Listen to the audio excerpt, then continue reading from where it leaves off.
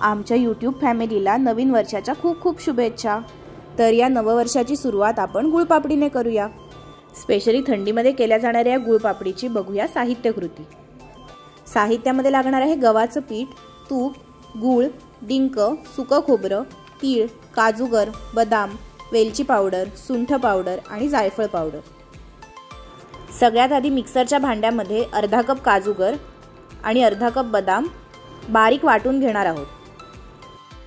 तुम्ही बघू शकता आपण हे इतपत बारीक वाटून घेतलं आहे, जास्तही बारीक वाटायचं नाहीये। त्यानंतर आपण पॅन मध्ये तीळ भाजून घेणार आहोत। हे पांढरे तीळ घेतले आहेत। वजनी म्हणाल तर हे 40 ग्रॅम आहे। हे पांढरे तीळ चांगले भाजून घ्यायचे आहे। थोडे खरपूस रंगाचे होईपर्यंत हे भाजून घेऊ। आता साधारणपणे 2 मिनिटं झालेली आहेत। आपण बघू शकतो तीळही थोडे ब्राउनिश कलरचे झालेले आहेत आणि तडतड असा आवाजही येत आहे। आता हे तीळ आपण बाजूला काढून घेऊ आणि नंतर हे मिक्सरला फिरवून घ्यायचे आहे। आता याच पॅन मध्ये आपण सुकं खोबरं भाजून घेणार आहोत। त्यासाठी 1/3 कप सुकं खोबरं घेतलं आहे। इथे जर तुमच्याकडे सुकं खोबरं नसेल तर तुम्ही डेसिकेटेड कोकोनटही वापरू शकता। मंद गॅसवर साधारणपणे 1.5 मिनिट हे आपण भाजून घ्यायचं आहे। 1.5 मिनिटं झालेली आहेत। बघू शकता हे असं खरपूस रंगाचं झालेलं आहे। आता हे सुकं खोबरं थोडं थंड झालं की हाताने चुरून घ्यायचं आहे। आता गॅस बंद करायचा आहे। मगाशी आपण जे काजू बदाम वाटून घेतले होते ते एका भांड्यामध्ये काढू। भाजलेले पांढरे तीळही वाटून घेतले होते तेही यामध्ये ॲड करू।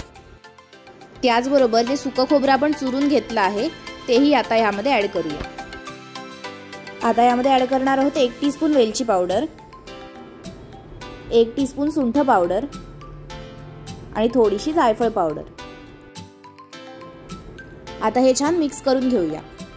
लक्षात ठेवा ही गुळपापडीची पूर्वतयारी आहे।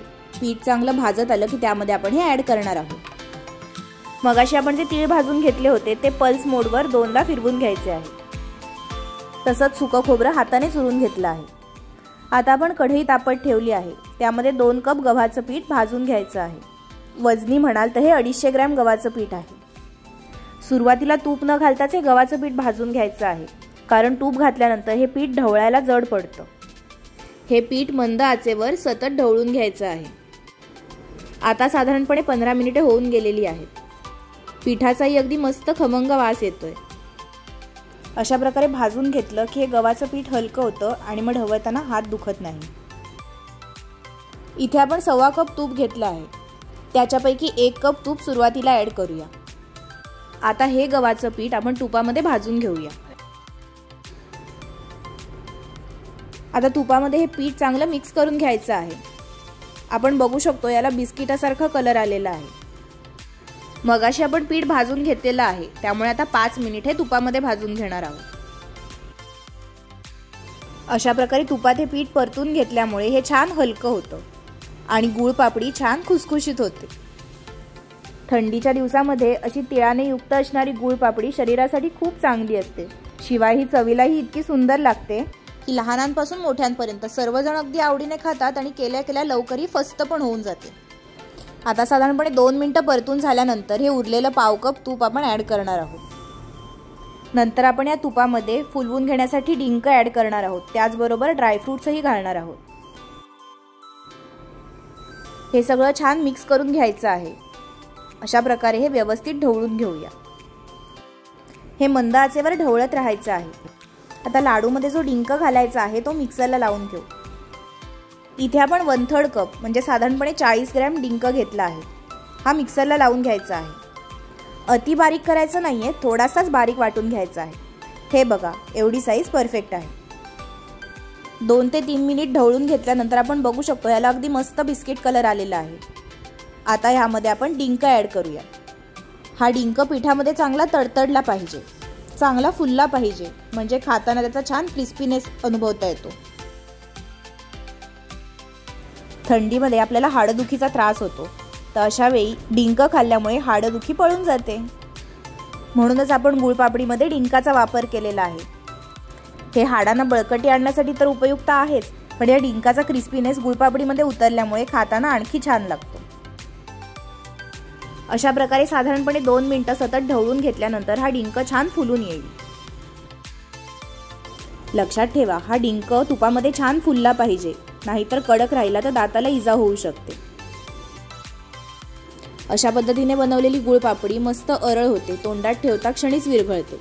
त्यामुळे बनवल्यानंतर 4 दिवसाच्या आतच सर्वजण हे फस्त करून टाकतात।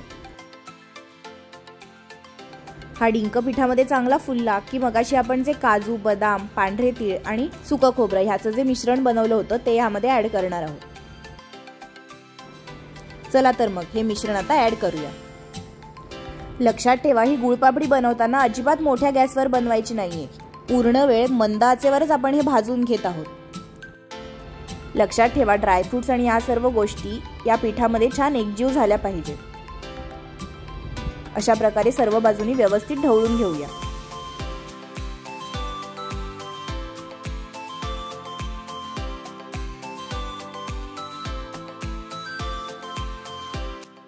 तुम्ही बघू शकता, अगदी हे छान मिक्स झालेलं आहे। आता ह्यामध्ये गूळ ऍड करू। इथे आपण 1/4 कप गूळ ऍड करायचा आहे। जर तुम्हाला जास्त गोडीची गुळपापडी बनवायची असेल तर गूळ त्या हिशोबाने थोडा जास्त ऍड करायचा आहे। आता इथे सर्वात महत्त्वाची गोष्ट आहे, या स्टेजला आपण गॅस बंद केलेला आहे। गॅस बंद करूनच हा गूळ ढवळून घ्यायचा आहे, नाहीतर मग ही गुळपापडी कडक बनेल। साधारणपणे 5 मिनिटं ढवळल्यानंतर हे गूळ पूर्णपणे विरघळलं आहे। आता आपण एका ताटाला ग्रीसिंग करून घेऊन त्यामध्ये हे मिश्रण काढूया। आता या ताटामध्ये हे मिश्रण काढून घेऊ। या मिश्रणाचा अगदी मस्त खमंग वास येतोय, कधी एकदा खातोय असं झालंय। खरं सांगा, हे बघितल्यावर तुमच्याही तोंडाला पाणी सुटलंय की नाही? मग पटकन तुम्ही ही रेसिपी करून बघा आणि या रेसिपीचा आस्वाद घ्या। हाताला चटका लागू नये म्हणून पोटॅटो मॅशरच्या सहाय्याने असं हे स्प्रेड करून घ्यायचं आहे। अशा प्रकारे मिश्रण ताटामध्ये छान सेट केलं आहे। त्यावर पांढरे तीळ ऍड करूया। अशा प्रकारे पांढऱ्या तिळाचं छान गार्निशिंग करून घ्यायचं आहे। लक्षात घ्या, सुरुवातीला आपण जेव्हा पांढरे तीळ भाजून घेतो त्यातलेच थोडेसे पांढरे तीळ ह्या शेवटी गार्निशिंगसाठी बाजूला ठेवायचे आहे। अशा प्रकारे हे थोडं प्रेस करून घेऊया, जेणेकरून हे तीळ व्यवस्थित ह्यामध्ये बसतील। आणि हे थोडंसं थंड झालं की मग त्याच्या वड्या पाडून घेऊ।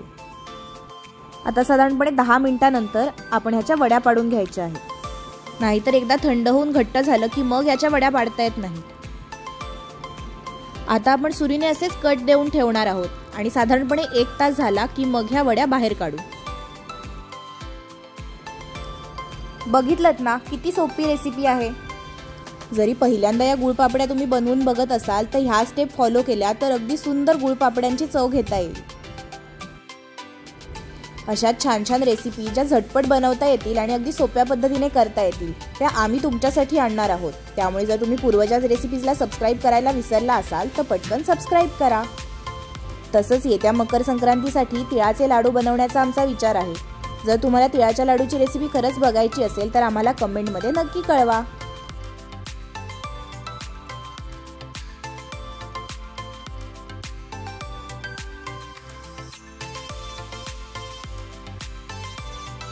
आता ह्यातली एक गुळपापडी काढून बघूया की खरंच कशी झाली आहे। दिसायला तर मस्त आहे आणि तोडल्यावरही अगदी मस्त खुसखुशीत दिसते। ही गुळपापडी तोंडात घालता क्षणीच विरघळते, मस्त अरळ आणि खुसखुशीत लागते। काय मग या थंडीच्या सीझनमध्ये ही गुळपापडीची रेसिपी ट्राय करून बघाल ना? आणि हो, ही रेसिपी कशी वाटली ते कमेंटमध्ये आम्हाला नक्की कळवा। दुसऱ्या कोणत्याही रेसिपी पाहिजे असतील तर तेही नक्की सांगा। आजचा व्हिडिओ आवडला असेल तर लाईक करा आणि शेअर करायला विसरू नका। आजचा व्हिडिओ पाहण्यासाठी धन्यवाद।